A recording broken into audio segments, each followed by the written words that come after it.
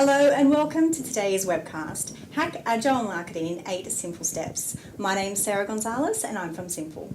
There's a cult of agility emerging in marketing as businesses constantly look for ways to compress all elements of their go-to-market timeframe. However, we've heard so much about Agile and why we should be doing it, but how do we actually do it and what should we look out for? Today we're going to demystify everything you've heard about Agile marketing. We're joined by Dana Tian from Divide by Zero and Danny Millam he's the founder and director of Koala. So welcome guys, how are we both today? Very good, thank you for having us. Great, welcome. So I'm going to ask a big open-ended question and I'm going to cut the answer down to at least 3 to 4 minutes, Dana. So what is Agile and what does it all mean and what should we be doing about it? Well, that's a very good question, thank you. Firstly, I actually want to thank Danny for coming to actually give us some tips and his experience.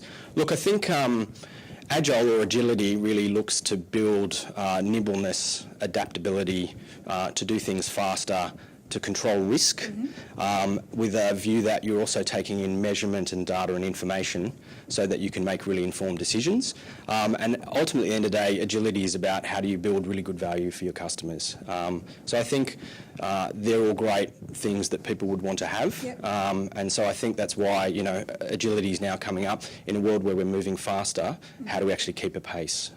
Yeah, and Danny, so from what we can see here, you've got the traditional way of how marketing has to work. So you've got that, it's quite linear. You plan, you produce, you deploy, and then you review. Yep. How does this work, and how does this sort of circle arrow fit into everything?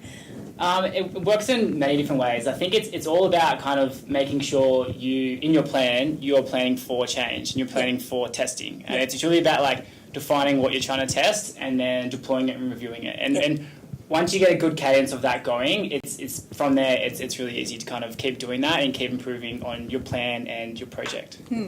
So we can see a definition here, Dana, and from your experience, you consult to many organisations when it does come to agility. Judging by what we can see here, where do you think people actually go wrong when we look at this definition? I think people go wrong in not actually living and breathing Agile. So if I were to talk, can I talk a little bit about traditional marketing and where we've kind of come from? So I think a lot of marketing teams have traditionally come from what we'd call structured, slow mediums. So they deal with print, they deal with television, they deal with radio, catalogues. And so those things tend to have long time leads and are very structured. And what's kind of happened now is that you're living in a world where digital transformation's happening, so digital moves very quickly.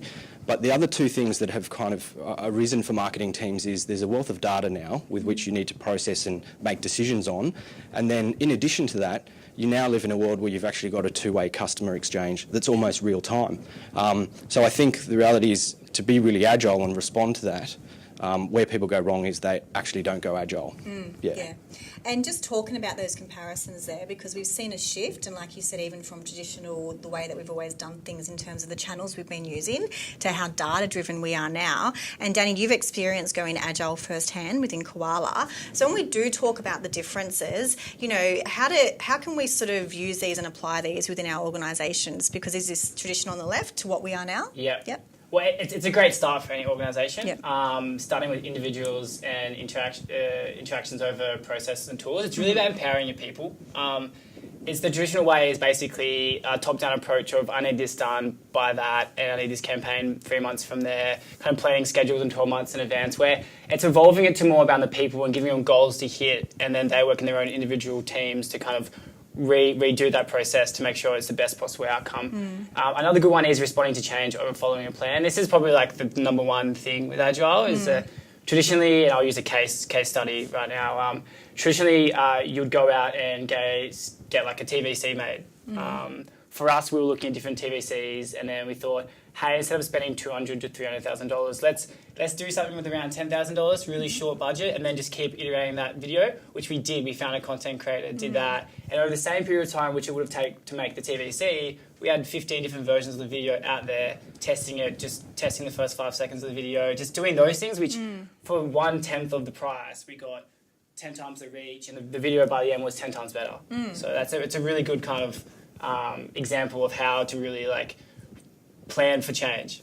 Yeah, and that ties in, there's two bits here, Dana, and I think along with data, there's another word we're all probably very familiar with, and that's customer experience. And we can see here that, you know, the Agile Manifesto is really about those customer outcomes and customer collaboration over the silos and hierarchy and documentation. So how do you think going Agile impacts the customer experience? Well, only positively. Yeah. I mean, I guess the whole tenet around Agile is that you're taking information on and responding to it. And a really good example around that TVC that you've done, which is you've also tested what's working for the customer, what are they going to respond to, and in doing so, you've actually given them a better experience. And you've probably actually got the learnings to say, now we can scale that, and we can go further. And if you look at some of the disasters that have happened in marketing within Australia, you know, the Australia Where the Bloody Hell Are You campaign, had they taken an Agile approach to doing that, they may have actually tested and found that that wasn't really going to resonate with people and have a very, you know, negative impact. So the reality is it's really designed to benefit the customer. It's probably a few campaigns we could talk There's about. heaps. We They could should have talk- done it like that. We could talk about, yes. For a while. But anyway, so I think that's, you know, it really puts customer at the core of what you're doing. Yeah. Now, it's always good to have a good framework, and sometimes as marketers we sort of forget about that and we like the nice shiny things. However, can you talk us through these methodologies? Because I think we may have heard some of these terminologies in different parts of an organisation, but high-level overview, what are these 4 frameworks? Yeah, absolutely. So I think probably a really important point for people who are watching when they're trying to grapple with Agile is that what's up there on the screen, Lean, Scrum, Kanban and Scrumban. The first one, Lean, is actually its own philosophy. So it's come out of manufacturing and it's got 3 core principles which if you're sitting there in marketing, you could actually probably implement and get a lot of benefit out of, but it's actually not mutually exclusive of the other ones. So if I talked a little bit about Lean, the first thing, it focuses on the customer. So what is it that actually customer needs in order to buy your product or service? And that's really important to marketing. You know, are you focusing on what the customer needs in terms of communication and channels and, as you spoke about, the TVC testing things? So that's the first thing. The next thing that Lean really seeks to address is value. So I think one of the key things with Lean is that looking at the value chain from inception to getting to the customer, are you actually focusing on all the things that are providing value to the customer? And that's a really important point in organisations that tend to be siloed and very vertical. And then finally, the other thing that's really important with Lean is addressing wastage. So I think one of the core things in Lean, and again for marketing and agencies, is if you look at continual improvement and looking at where are we spending our time, Lean is great because you look at things like, are our briefing processes too long? Are we spending too much time in meetings? Are people waiting for copy to get assets? So the thing with Lean is really about creating flow through the system. So that's Lean, and I reckon Lean can be applied in most organisations, and then you'll have pockets of agility. Whereas Scrum is actually a true Agile methodology, and it's really designed for re-engineering your organisation into self-sufficient teams who effectively have everything they need to work towards an objective, and they do so in kind of short cycles with, again, a focus on value, but also a focus on measurement and continual improvement. And I think Scrum is probably the harder one for people to wrap their heads around from a marketing perspective, because it was designed for software and product development, but it can apply, as we'll find out from Danny, it can apply in the right context. And Kanban is really an extension of Lean insofar as Kanban seeks to visually represent work, and because humans are visual creatures, the idea is rather than having bits of text and project plans, there's a really clear visual indicator about what's going on, what work's happening. The other thing it seeks to do is look at reducing work in progress. So if you've got everything visible, what you're trying to do is move that work through as quickly as possible and, again, create flow. So you can see how kind of Lean and Kanban come together. And then the final thing with Kanban is really designed around continual improvement. And all these methodologies actually have lots of tools and, there's a framework and things you need to do and artefacts and, things that need to happen for them to work. But at a high level, that's kind of the 3 core ones. And then Scrumban is really trying to combine Scrum and Kanban and get the best of both worlds. Yep. What works best? $1 million question. Just Actually, throw it out $1 million question like what's Agile. Yeah. So I guess you can talk to your experience around Scrum. I would say that it depends on the organisation, which I think we're going to talk a little bit about. Yeah. Okay, so let's go into these 8 simple steps because, pardon me, it's important that we know what we're doing and why we're doing it. So first of all, I want to touch on Danny, and I want you to really provide your insights around Koala, how you've done it, and then also what has worked and what hasn't worked. So first of all, how did you actually know that you were ready to go Agile? Well, it was kind of easy for me. My background's in software. I'm kind of a software term marketer. So it's always been the way I've kind of worked. It was just applying that to my organisation, but in a way that everyone in the organisation can work towards in the same cadence as well as kind of for us in marketing, we're a very high velocity based. We push out so much content weekly.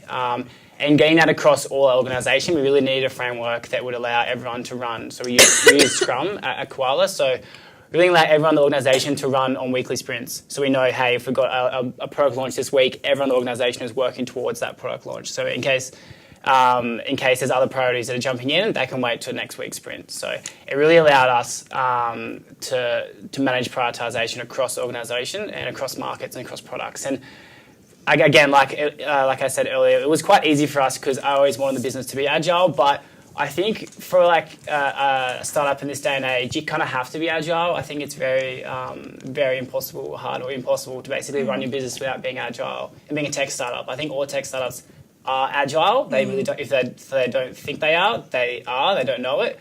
But yeah, so I think it's a lot harder for a company with legacy systems to kind of adopt it. But it's just the sooner you can do it is the better. I don't think you're going to be agile. I think everyone will become agile. It's just as soon as you can do it is kind of the main key message. So kind of what you're saying is for everyone viewing this, if they really want to go agile, they should just go and start their own business. Yes. Yeah, okay. So that brings up another point, Dana. So in a larger organisation, how do you do your research and make sure that you are ready to go agile? Well, I mean, I guess to your point, at some point you just got to jump in and you've just got to look at the organisation and say, okay, what is the most likely thing to work for us? And look at what benefits do we expect to get? Do we have information around things that are going to prevent us from going agile? And I think the point at the bottom there, which is really important, is being realistic, that attempting is probably as good as, what you can do, and eventually you will get to an agile state if you work hard enough at it. Yeah, and I think we'll touch about it a bit later about running a pilot. I mean, there's no harm in running a pilot. No. You can just pick a small kind of task, project or campaign and just run a pilot and see how it goes. There's, you don't know what you don't know, basically. Yeah. Okay. Now, I think with any change, executive buy-in is going to be important. So, Dana, this comes down to step number 2 when we are looking to go agile. It's all about getting that executive buy-in. So what sort of things do we have to make sure we're doing in order to achieve step 2? Well, I think it comes down to where agility, you mentioned at the start of this that, agility's become a bit of a buzzword and it's become, a bit of a thing that's happening in the market. And I think what happens in a lot of organisations is that at a very senior level, someone thinks agile is a great idea. They've been at a cocktail party, they've met someone who's, run a startup and it sounds great, like it's going to solve all my problems. But the important thing is actually really needs executive leadership. And probably the main reason for that is, especially in a large organisation, is there's huge change required. And any change process requires support from the top. And so what you need to do is be prepared for that change. And also it's not an immediate change. You don't go agile in a month. It's something that's long term. And so again, you need the organisation behind you from the top. And the other thing I think that's really important is executives, senior leaders need to understand what Agile brings and what it looks like, and they need to be comfortable with that because it's going to be very different to what they've probably experienced. Obviously a lot different within Koala because it is a lot smaller than a lot of organisations, and you did mention that you did it from the beginning. But what sort of things did you do to gain that buy-in and make sure everyone was across it within the entire organisation? Yeah, I guess it's kind of a bit easier being the founder, but kind of doing Just it. tell them. Yeah, you have to do this. But no, I think it wasn't until we actually ran a Scrum, we actually did a Scrum and kind of managed and did a burn down chart and basically saw, hey, what we're trying to do is make ourselves more efficient in what we do. It's not about making your work more visible and kind of micromanaging you. It's about how, as a team, we're working together. I think that's a core principle about Agile. It turns into more of a team rather than like individual tasks and being held to those tasks. I really wanted to make sure teams were empowered to be better at what they're doing. And collaboration is probably core of Agile. Yep. How do you all work together to get to a common goal? Yep. Definitely. So we also hear about roadmaps spoken a lot when it comes to tech, and you were saying before that you do actually have that tech dev background as well. So when it does come to Agile marketing, how do we create this roadmap to know that, we know where we're going, we know what we need to achieve and what sort of milestones we need to have along the way? Yeah, this is one thing that we, as a management team, they're always like, where's our marketing roadmap? I'm like, we don't have roadmaps, but we do. And it's hard to say that you're not going to have a roadmap. A lot of people say, like, don't do a plan, just be agile, where it's like, you need a plan to know where you're going. So we do goal-based milestones. So basically, for us, that looks like we do OKRs. So OKRs are objective key results. It's kind of like the next progression from KPIs. And basically, it allows you to put up an objective that you want to complete, and then you basically have 3 to 5 key results that will prove that. So we do that at an annual level, and that's broken down into quarterly, which is to get the annual, and then a monthly initiatives and epics, which are then broken down into weekly sprints. So it's basically, instead of doing, let's do a marketing campaign for next Christmas, it's basically we have goals at each stage, which then break down into our weekly sprints that are working towards the weekly goals, the monthly goals. And with that, with our media planning, we do have to plan media, but it's only ever a month in advance. So just because it changes so much, and we've been called out trying to book stuff in 2 months in advance, and you're really kind of changing that the notion of planning for 6 months in advance is really hard for traditional marketers. But if you work at a really fast weekly pace, you can get a lot done in a week with 5 people, a lot. So kind of getting that mentality for all your staff across the organisation, not even just marketing. I think once your marketing team is kind of working in Agile, you have to get the whole organisation to kind of know what you're doing, because not one half of your business can run real fast and one runs slow. It's a whole organisational buy-in. Do you find that's a big challenge with people that you walk with? Other teams are like, oh, we're just going to do it this way, and your marketers are like... Huge challenge for large corporate enterprises where a marketing team is trying to change the way they're going to work in an organisation where around the peripherals that may... And you just got to work and account for that. And I think the other important thing on the roadmap is also you can create a roadmap for agility, which is... Once you're agile, you may not need the roadmap. You need to know where you're going. But to get to agility, you might sit down and think about, okay, well, what are the steps that we need to take? What's the plan? And how are we going to go about doing it? So I just want to go back with the two of you and touch on those methodologies, because Dana, you did give us a high-level overview in terms of the framework, and what people could be working on. However, let's go into it a little bit further, because I think finding the right one is obviously the right way to go, but there's obviously a risk that we might choose the wrong one because we don't figure it out the first place. Have you, in your experience, worked with organisations where they do get it wrong and then they have to change to something else? How does that happen? Well, there's 2 elements of wrong. One is there's not implementing it properly, therefore you don't get the benefits and it doesn't work out as you expected. And then there's choosing the wrong methodology because either you're not ready for it or the way that you're structured doesn't support it. So if you work in maybe a high production environment where we'll give a really broad example of an agency that's producing a lot of stuff, then maybe Kanban or Lean work, whereas Scrum may not work because it won't actually deliver what maybe the clients are after. So I think it can go wrong, not to scare anyone off. It's like any change, you can get it like super right or super wrong, but the reality is if you keep working at it, eventually it will work.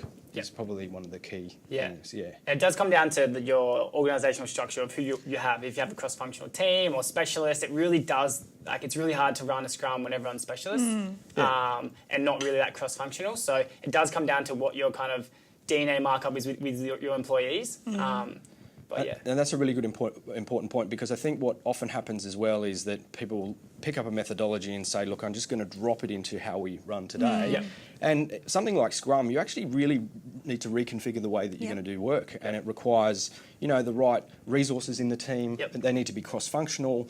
And if you're not willing to do that, then that's where you'll start to find, it becomes unstuck. I think one thing to mention too is don't marry your method. I think some people get caught out of being like, oh, if I'm not doing this retrospect, it's not Scrum, so I'm something else, some other type of. But it's not that strict, and I think it's people do get caught out and think they're doing it wrong and have to change because they're not doing one part of the overall picture. And I think really following people over process is a really good kind of way to look at it, because every business is different. And at the end of the day, they're frameworks, which mean you want to take as much of the framework as you can because they're designed to give you an outcome. But the reality is there's parts of the framework that may not work for you, and you may choose to say, look, we don't need retrospectives every week, or showcasing is not something that we can necessarily do because it's not what we're working on. So you can kind of adapt it to what you need, but you've kind of got to follow the framework. You do, Yeah. The basic principles of it, Basic at least. principles, and not try and combine Lean, Scrum, Kanban. And, that's what I was going to say. Can you just pick the best bits of each? You can't really pick the best bits of each, only because they've actually really been well designed and thought through. These things have emerged over the last 20 or 30 years. They're well proven, and they're proven because the process has been followed. So find one and try and stick to it. Now, during the transition, obviously, there's probably so many tools available. Like we said at the beginning, we hear this word Agile, so everyone's talking about it. So therefore, you've got so many tools to try and make it happen. There's actually an infographic in the resource folder if you guys want to go and take a look at some more tools that we're going to go through. So what are the tools available to you, and how do we sort of pick and choose which ones are actually going to work? Because surely some are just there, to try and even complicate things at times. Yeah, I think it's...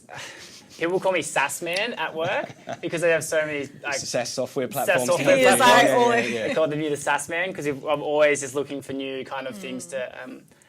it really comes down to, again, how you work as an organisation, how you normally do training. Like you said, there's so many tools out there. I mean, the easiest one is a whiteboard and just post-it notes. And I think that's the first way to kind of start. Again, we use OKRs to kind of do more goal setting, so people know where they're going rather than having like a week-by-week calendar of what events are going out and whatnot. But it's a lot of training. We create all our custom documents, basically explaining it in our own layman terms that our staff can kind of get behind. Even if you're renaming some of the words to apply more to your business, really helps because once you give someone a how-to or go through, it's a lot to take in. You're basically changing the whole way you work. It's kind of like learning to walk again. So you really kind of have to do one-on-ones. You kind of have to have these coaching sessions where you'll do a pilot. You know what's going to fail. So embrace for failure. Because if you do a pilot and it does fail, that can be quite bad on the team's kind of, energy. So you kind of got to embrace for that. And I think that all comes down to the training and really showing everyone, and just for us, when we started going a bit more aggressive with our sprints, doing them, then just showing people, this is what we did, these are the results, this is the outcome, this is how we refined it. And kind of showing people the data, I think, is a really good kind of tool for training. Showing that you're sort of going back and showing them that it actually is working. Hey, this is where we started, this is what we did, this is how we refined it, and we're this much better. So it's kind of like showing them that in your own business context. So trying to get organizational buy-in, run a pilot, don't tell anyone. Probably don't do that, but run a pilot and then show them results, show them what happened, and it's a really good way to kind of teach and train the rest of the organization. Is just show them by actually doing it. Yeah, and training is probably a really important thing that people need to be aware. You will start on the Agile journey and you're going to bring, especially enterprises, new staff in, new people who may not have been exposed to it before, and it's really important that you're constantly training and engaging them in that. And we spoke a little bit earlier about, dropping someone into a stand-up when they've never done it before can be quite jarring. And I think, look, proper coaching and the right support at the start is really critical. Software plays an increasingly important role in helping deliver the tools, but the reality is it starts off on a whiteboard, and you can grow from there. And also, part of the Agile process is working out what tools do work for us, and that's part of agility. So we talk about that need to consistently meet and train the people within your team to make sure they're on board and they're seeing the benefits, and therefore it's like closing that loop, if you like. How important is it that is also accessible by the rest of the organisation? Hugely important. And then, are there tools available to make sure that it's not just your marketing team? Do you have monthly updates with the company? How does that all work? Yeah, so I think transparency is probably one of the biggest things that kind of drives agility and drives Agile. So with OKRs, what I mentioned before, is they're visible for anyone in the organisation. So anyone can see what everyone else is working on and how they did last quarter. And it's kind of opening that up to, all right, that team's working on this and they're doing all this stuff, rather than kind of assuming what they're working on, is showing them. And then having demo days, having a Friday where people are showing what they're, every second Friday, showing what they worked on, how they went through it. It kind of just really refreshing the update, or get other people to run retros, not the same person, to take lead and run stand-ups, get people to randomly run stand-ups. And people are the best tool in this process, especially, outside of the team that might be agile, is showing things like showcases and what's happening in that team actually starts to buy everyone into it, and you start to go, okay, well, actually this could work for me, and I can see the benefit, and marketing's winning. Marketing's winning, and I think, in a lot of businesses where, say, Scrum has been implemented in software development teams or, digital teams, they're somewhat disconnected from the organisation often because they're seen as, the techie people over there. Yeah. But marketing can play a really central role in educating and, taking the message out beyond. It's just another way to align it, right? Yeah. So let's talk about running a pilot because you briefly mentioned this at the beginning, Danny. So when we talk about, we've done all the tools and training, we know which framework we want to use, we've got a plan in place in terms of how we want to run and how we want to set it up. Where do you begin to run a pilot, and how do you get people on board with that? Because sometimes you hear the word pilot and it's like, oh, here we go, this is just something that's going to fail. How do you actually, communicate that and make it happen? Yeah, well, like I kind of mentioned earlier, it's really about how can you do something a different way. So I think the best way to run a pilot is just pick something that's really applicable to your business that you can really show an improvement. So say a blog post, or say you want to do 5 blog posts for a week. Running a pilot is really defining like what you're trying to do, who you're trying to target, so the audience, and then going through writing user stories and kind of going through that way. But then it's like kind of defining, all right, what do we want out of this pilot? Like, what will we have at the end of this sprint, and how do we make the next sprint better? And you can do that with 3 people. You can do that with 3 people. You can do it with 2 people. You can do it with 2 people.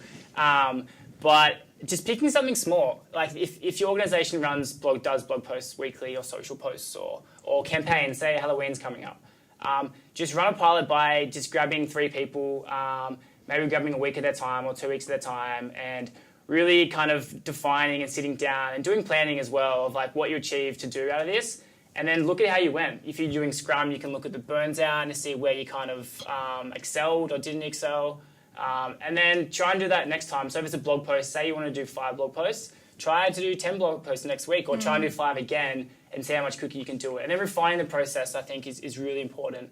But yeah, and then kind of you really have to kind of then showcase that. It's really hard to kind of get your message across if you've done a pilot but no one knows about it. Because what's the point? So it's really kind of showing, hey, we did this is our test, this is what we approved, this is what we refined, and these are the next steps for this. I think it's really kind of, once you do it, is just really telling the organisation or showing the organisation is like, this is what we did, this is how we ran it.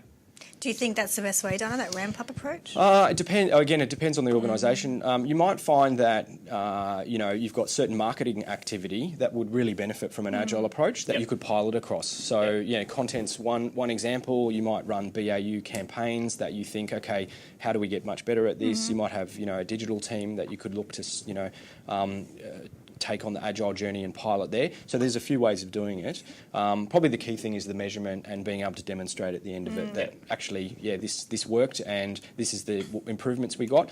The other thing probably to say on a pilot is if you fail, it's okay, because you will have learnt a whole bunch of stuff around what did and didn't work. And then being agile, you're going, okay, well, shall we run that again and see how we improve it?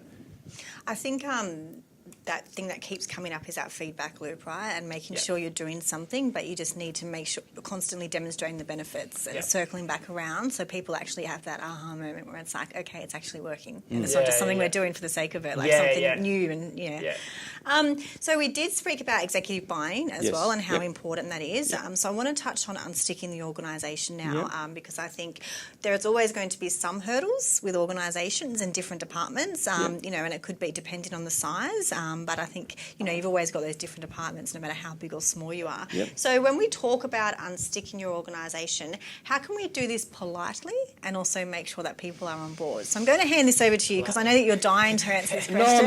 I love the word politely.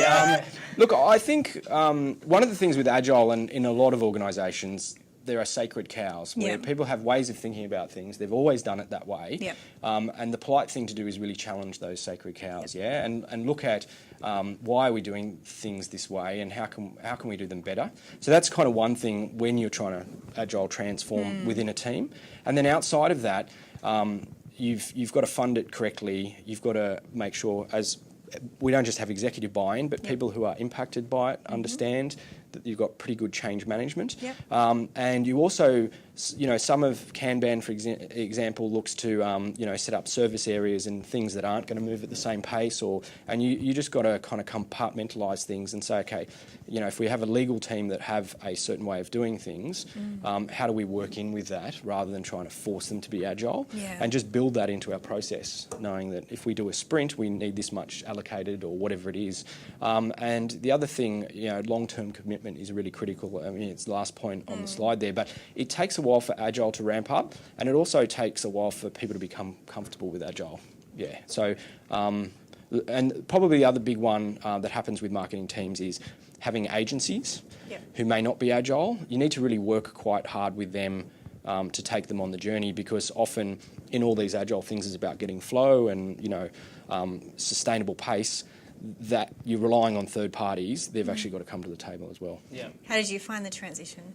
Yeah, well, I guess again from the start it was quite easy kind of starting that way, but we had that kind of process went through where we put so we didn't use any agencies, so put everything in house, and I think it's a lot easier once you have the right people in the team to can do the task. As soon as you do have agencies or contractors who aren't in the team and aren't in your dailies or aren't basically communicating with your team throughout the day, it does get really hard, and it does kind of break a lot of it. It does kind of, it makes you really think, well, is this worth it? We're paying this agency this much, and now we're paying them more because they're in our daily stand-ups. Yeah. So it's one of those kind of growing pains, things you kind of have to deal with when trying to scaling it up. Yeah.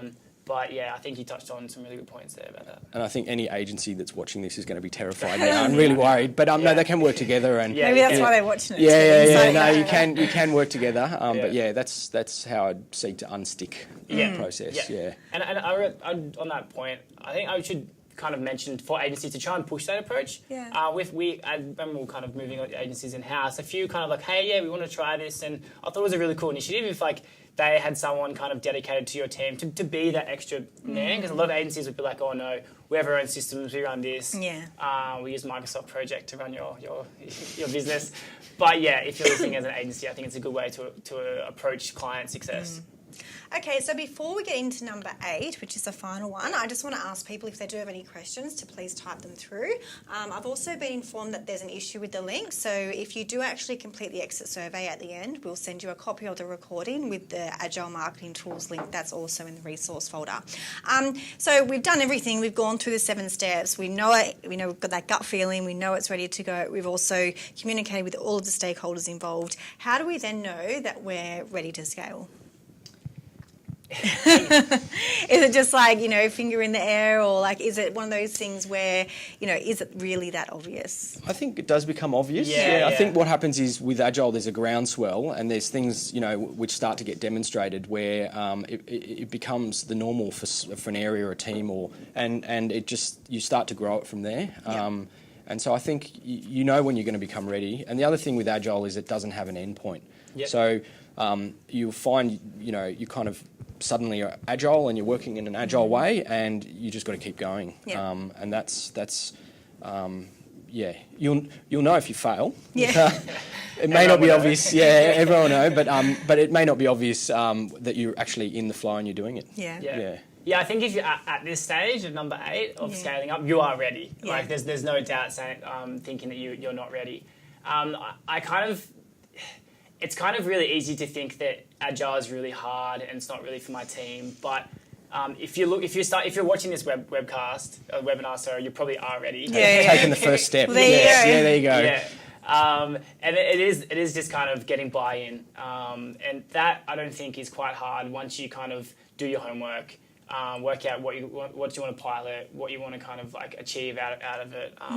It's really easy to tell your management team or executives that, hey, I want to save money by refining what we do. And there's a lot of case studies out there that really prove Agile is the way of the future. So I would find it really hard for leadership teams or executives to really kind of push it back. Maybe if you're in a legacy company, but Qantas and big companies are really adopting it. Australia Post are doing a really cool creating little mini startups inside their company. It's a really cool approach to it, and it's showing massive success. Telstra doing it and doing quite well. So there's a lot of case studies out there of like knowing when you're ready, and I think everyone is ready. And if you can't get buy-in to do a small pilot, then kind of just bring more case studies to the table. Yeah. Yeah, absolutely. And look, a lot of organisations have grappled with digital disruption, and that has driven the need for Agile. And if you've gone down that path, this is like just the next logical step. Yeah, Like definitely. you just get on and do it. Yeah. Make an impact as Yes. well. Yeah. So before we get to the end, I'm just going to go through some questions that we've actually got coming through now. So first of all, from Linda, so are there any places where you can actually find Agile training courses? Because obviously it's not something that many people want to do on their own. Yep. Advice or tips or people that you might know? Well, Danny will come and train you. Yeah. I'll come and train you. There's a sideline business for you, yeah. Google is probably your best. I mean, there is a lot of online courses and stuff. Depends how you want to approach it. I mean, if there's not in the resources one, we can definitely share some good online on. But there is a lot of resources on Agile and how to be Agile and case studies of companies doing it. You just have to look a bit deep for it. Yep. And they're not. It's not that complex. So you know, a good book on it. And just having a crack at doing it is probably the best way. But there are Agile coaches, there are ways of getting support in agility. So, yeah, there's certainly lots of opportunities there. Another question from Richard. So, Danny, you've obviously been through this before. What's your number one tip for people looking to do this in a smaller environment? My number one tip would be start small. Yep. Just start, if you're working on software, just work on a part of the website or... if you're in content marketing, work on the smallest kind of content, so blog posts, and really try and scale up. We've scaled quite fast over the last year and a half, almost 2 years now, and it's from starting really, really small. And my number one tip would be to kind of refine your process at the smallest. Like right now, it'd be hard for us to refine our process because we're a bit larger. We've got around 45 staff, so it gets a bit larger. But while you're in that small stage, just keep trialing and testing everything you can. And while you can do it at a small stage where the whole company's not involved, and kind of when we did that at the start, we tried different teams. We have we really kind of decentralized our organisation in terms of we have just teams, have kind of departments. But that's purely because we started with a really small idea of, hey, let's just test having a dev house here, a creative, a performance, and let's try and scale this. And it's working really well, but we just had to start really small. May as well ask you because you're here as well. My number one would be keep at it. I mean, the Yeah. interesting thing with Agile, you know, agility is a mindset as much as it is a framework and a set of things to do. And if you keep at it and try, you know, you will eventually find the way, I think. Yeah. What I'm going to do now, this is actually a good question from Rekha, so it's a long one, just one moment. Okay. So Rekha works in the digital workplace team where the majority of the guys are technical or project managers. Yeah. They have all started the Agile journey and have their regular scrums, sprints and scrums of scrums a lot, all of them. As a comms manager, she would like to know where do I fit in and should I attend all of their scrums and where will I be most effective?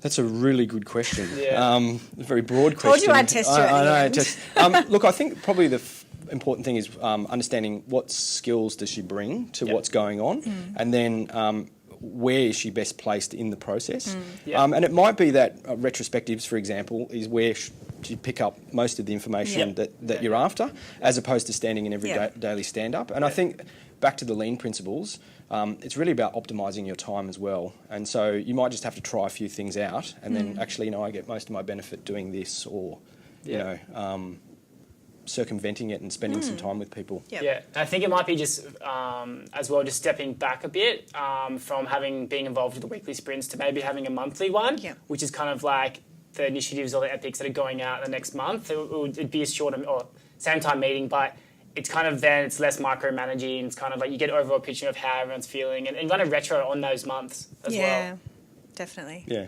Great. Thank you, guys. That does pleasure. bring us Thank to the you. end. So thank you, everyone, for joining. We do hope that you got some amazing insights from our amazing two guest panellists.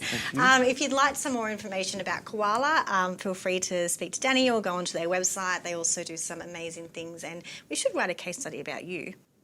Yeah. Danny the man. Yeah. No, koala. Yeah, and then Koala.com. also if you'd like to benefit from Agile marketing and find out more about Dana and consultancy, then feel free to speak to him or follow the link at the end of the screen. So thank you so much everyone for joining.